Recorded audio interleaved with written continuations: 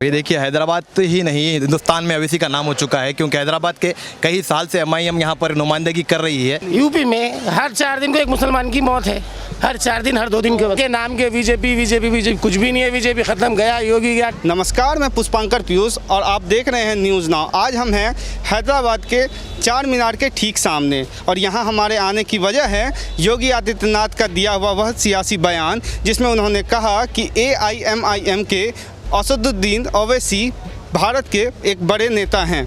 आने वाले दिनों में योगी आदित्यनाथ के राज्य यानी उत्तर प्रदेश में चुनाव होने वाले हैं। उत्तर प्रदेश की सियासी गणित काफ़ी दिलचस्प है। वहाँ पर मुस्लिम आबादी करीबन 20% है, जो निर्णायक भूमिका साबित होती है विधानसभा चुनावों में। ओवैसी ने साफ कर दिया है कि वो इस बार करीबन 100 सीटों पर अपने उम्मीदवार उतारेंगे, जिसके कारण वहाँ सियासी सरगर्मियाँ काफ़ी तेज़ हो गई हैं। उन्होंने राजभर सिंह के साथ हाथ मिला लिया है, जिसके बाद ये कयास बताए जा रहे हैं कि ओवैसी AIMIM उत्तर प्रदेश में निर्णायक किंग मेकर की भूमिका में आ चुकी है। ओवैसी ने एक बयान जारी कर कहा था कि अगर समाजवादी पार्टी के नेता अखिलेश यादव किसी मुस्लिम को उप मुख्यमंत्री बनाते हैं तो असदुद्दीन ओवैसी इस चुनाव में, आने वाले विधानसभा चुनाव में सपोर्ट कर देंगे। तो देखते हैं कि असदुद्दीन ओवैसी की रणनीति क्या है।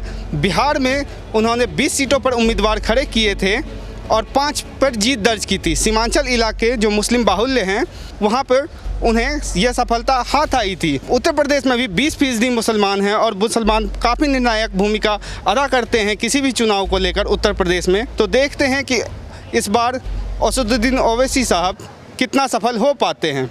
और इसी को लेकर हम चार मीनार के पास के इलाके में, जो असदुद्दीन ओवैसी साहब का संसदीय क्षेत्र के अंतर्गत भी आता है, वहाँ के लोगों से जानेंगे कि असदुद्दीन ओवैसी का यह फैसला AIMIM के कितने हित में जाता है।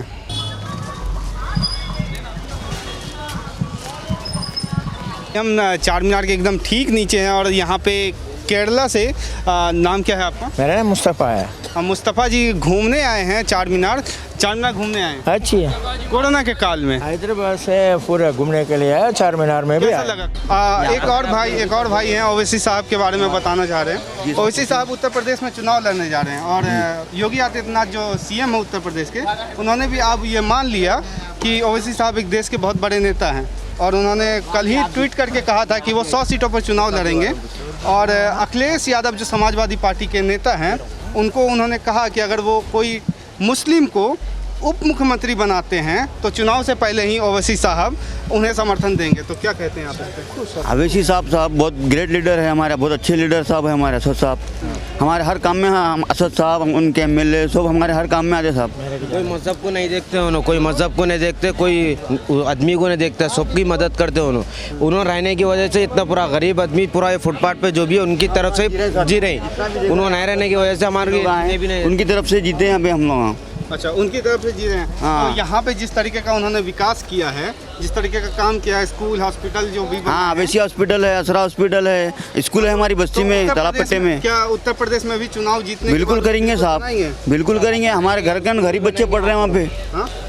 पूरे गरीब बच्चों के लिए स्कूल है, इतना बड़ा स्कूल है वहाँ पे। असद साहब का, अकबर साहब का है, और दवाखाने भी है फ्री में 5 रुपये में। 5 रुपये में वहाँ दवा है, दवा मिलती है हमको मालूम है। तो अब आने वाले दिनों में उत्तर प्रदेश में भी, जो क्योंकि वहाँ भी मुस्लिमों की तादाद बहुत ज़्यादा और काफ़ी गरीब भी हैं, तो क्या वहाँ पे भी ओवैसी साहब अब जाके उनकी मदद करने वाले? करेंगे साहब, गरीब लोगों की मदद करने के लिए तो असद साहब है। उत्तर प्रदेश में जो ओवैसी साहब इलेक्शन लड़ने गए हैं और योगी आदित्यनाथ जो वहाँ के CM, उन्होंने भी अब ये बात खुले मंच पर कह दिया है कि ओवैसी साहब देश के बहुत बड़े नेता हैं। तो क्या लगता है आपको कि ओवैसी साहब कितना इम्पैक्ट कर पाएंगे उत्तर प्रदेश में? अब ये देखिए, हैदराबाद ही नहीं हिंदुस्तान में अवैसी का नाम हो चुका है, क्योंकि हैदराबाद के कई साल से MIM यहाँ पर नुमाइंदगी कर रही है। और इसका आप पहले देखते हैं तो हैदराबाद की हालत क्या थी और आज क्या है। यहाँ पर डेवलपमेंट भी हो रहा है अवैसी की क़यादत में। पहले अवैसी के MLA 2 थे, आज 7 MLA हो चुके हैं। अवैसी का ख़त दिन ब दिन बढ़ता जा रहा है, जिसकी वजह से नेशनल लेवल की जो पार्टीज़ है, बड़ी पार्टी हैं, ख़ासतौर पर बीजेपी अवैसी के नाम से काँपती है, क्योंकि अवैसी ने महाराष्ट्र कदम रखा, वहाँ पर एक MP की सीट जीत चुका है महाराष्ट्र में, और इसके अलावा यहाँ पर बिहार में भी उसके MLA आ गए हैं। हर जगह उसके MLA कॉर्पोरेटर आते जा रहे हैं, डेली वो तरक्की कर रहा है। तो अवैसी का इम्पैक्ट, अवैसी 100 सीटों पर लड़ने का जो ऐलान किया है, तो हमको ऐसा लगता है कि अवैसी एक उत्तर प्रदेश जो ऐसी रियासत है जो जहाँ पर ना मुसलमानों का विकास है ना हिंदुओं का विकास है, सिर्फ मजहब के नाम पे बात की जाती है, तो उस रियासत में अवैसी का आना एक महत्वपूर्ण यानी एक अच्छा शुभ माना जाता है। अब योगी आदित्यनाथ जो एक बीजेपी CM भी हैं और एक कट्टर हिंदूवादी चेहरा के तौर पे भी वहाँ पे उनको देखा जाता है, तो उनका यह कह देना कि ओवैसी साहब देश के बहुत बड़े नेता हैं, कितना मायने रखता है? अरे अभी देखिए बहुत मायने रखता है, खास तौर पे अभी देखिए अवैसी को मानना पड़ रहा है। पहले ये लोग अवैसी को नहीं मानते थे, वो लोग कहते थे कि छोटी पार्टी है, हैदराबाद के हद तक महदूद होती है। अब अवैसी ने भी डंके की चोट पे कहा है मैं हर जगह जाऊंगा, हर जगह लड़ूंगा, क्योंकि अब अवैसी का खत बढ़ चुका है। अवैसी को लोग दुनिया में, हिंदुस्तान ही नहीं पूरी दुनिया से जानते रहे हैं। आप थोड़े दिन पहले देखते हैं कि एक अमेरिकी अखबार में अवैसी के नाम पे आर्टिकल छपता है। बहुत बड़ी बात है कि हिंदुस्तान ही नहीं पूरे मल से इसको जाना जा रहा है, जल्द वर्ल्ड से जाना जा रहा है। और आदित्यनाथ को बोलना पड़ा, वो बोलना नहीं चाहता था, बोलना पड़ा, वो आया यहाँ पर हैदराबाद में। आप देखते हैं GHMC इलेक्शन में आदित्यनाथ यहाँ आया, बड़े बड़े लीडर्स आए, खद आवार लीडर बीजेपी के बड़े बड़े लीडर्स आए, और अवैसी को कुछ नहीं उखाड़ सके, कुछ भी यहाँ से कुछ नहीं कर सके। आप देखते हैं इतना बड़ा लीडर एक छोटे से बल्दिया चुनाव में आता है और अवैसी को हरा नहीं सकता है, आकर अवैसी को हरा नहीं सकता। तो अब अवैसी उन्हीं के गढ़ में जाएगा और उन्हीं के गढ़ में सुराख मारेगा, आप खुद देखेंगे। लेकिन कांग्रेस और बसपा जैसी कुछ पार्टियां हैं और कुछ अन्य नेता ओवैसी को बीजेपी का B टीम करार देते हैं। देखिए ये तो कहते हैं कि मुस्लिमों का वोट काटने के लिए ओवैसी। मेन चीज़ देखिए अभी हिंदुस्तान में चलती क्या है, लड़ाओ हुकूमत करो, ये अंग्रेज़ों की पॉलिसी है, आज से नहीं। और हिंदुस्तान में जब तक हिंदुस्तान कायम रहेगा यहाँ रहेगी, क्योंकि हिंदुस्तान एक ऐसा मुल्क है गंगा जमुना तहजीब है, यहाँ हिंदू मुस्लिम सिख ईसाई सब रहते हैं। तब एक तौर पर पूरे एक ही जगह पर मिल के रहते हैं। तो हर पार्टी अपना वोट बैंक बनाने के लिए, जिस तरीके से बीजेपी हिंदू वोट बनाने के लिए मंदिर की बात करती है, हिंदुत्व की बात करती है, उसी तरह अगर अवैसी अपने कुछ मुस्लिम वोट को मुत्तहद करने के लिए, मुसलमानों के लिए हक़ में बात करता है, तो गलत नहीं करता है, क्योंकि हर आदमी का अपना अपना वोट बैंक है। तो वही बात करते हैं, ये सियासी तौर पर बात है। मगर अवैसी अब खुद बोल रहा है कि वो हम दलितों को लेकर काम करेंगे, हम हिंदुओं को लेकर काम करेंगे। देखिए साहब, आप अगर एक कौम को पकड़ कर काम करेंगे, हिंदुस्तान की तरक्की नहीं होगी। तो अवैसी का मानना ये था, यानी अवैसी लोग कहते हैं कि बीजेपी की B टीम है। आप कभी आपने साबित किया है कि ये बीजेपी की टीम है? नहीं कर पाओगे। हाँ, अगर आप अवैसी अब यहाँ से जाता है, क्या उसका हक़ नहीं है यूपी में जाके लड़े? क्या आप चाहते हैं कि अवैसी सिर्फ हैदराबाद में पैदा हो और हैदराबाद में दफन हो जाए?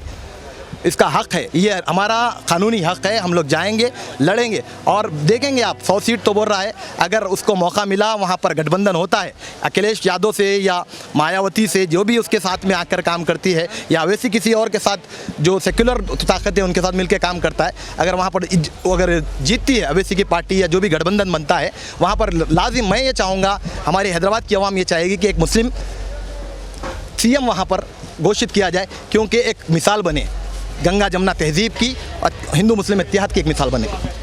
और कोरोना काल में ओवैसी साहब ने आप लोगों की कितनी मदद की थी? देखिए साहब, पूरे हिंदुस्तान में जो हिंदुस्तान का बादशाह कहा जाता है, बेताज बादशाह, उसको मोदी कहते हैं। जब इतना बड़ा बादशाह हिंदुस्तान की आवाम की मदद नहीं कर सका, ये एक छोटा सा MP क्या कर सकेगा?